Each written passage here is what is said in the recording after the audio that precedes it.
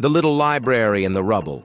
In the aftermath of a devastating earthquake that leveled much of their city, the children of Port-au-Prince, Haiti, faced immense challenges. Schools were destroyed, and the simple joy of learning seemed a distant memory. But amidst the rubble and despair, a young woman named Sabine, a former teacher, had a vision. Sabine believed that hope could be rebuilt, one story at a time. With no funds and only the help of a few determined neighbors, she began collecting salvaged books from the debris. She used discarded wooden crates and corrugated metal sheets to construct a small, makeshift structure in a cleared space. A tiny, vibrant library.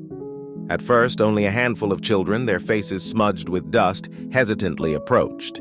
But Sabine, with her gentle smile and boundless energy, welcomed each one, reading aloud stories of courage, resilience, and a brighter future. Word spread. Soon, children from all over the shattered neighborhood flocked to Sabine's library. They sat on overturned buckets, listened intently, and eagerly devoured the books. Sabine didn't just provide books. She provided a sanctuary, a place where imagination could flourish even when everything else felt broken.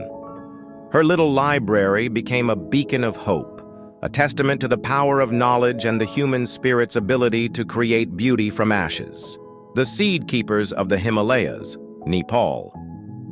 In the remote villages nestled high in the Himalayas, traditional farming practices faced a silent threat: the loss of native seeds.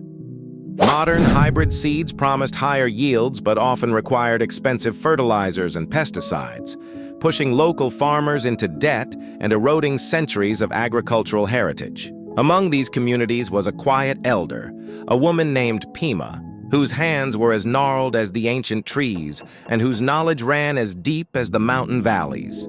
Pema had always saved seeds, carefully drying them, storing them in clay pots, and passing them down through generations. She saw the shift away from traditional seeds as a betrayal of their land and their future. Pema began to gather other women from her village. She taught them the intricate art of seed saving, sharing wisdom passed down from her ancestors.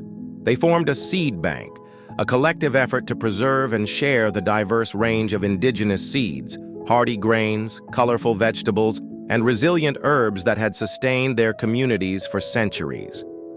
Through their efforts, the women of Pema's village not only protected their food security and cultural heritage, but also empowered themselves. They became experts, sharing their knowledge with neighboring villages, reviving ancient farming methods, and ensuring that the unique flavors and resilience of their Himalayan crops would continue to nourish future generations. Their hands, once only tilling the soil, were now safeguarding a legacy.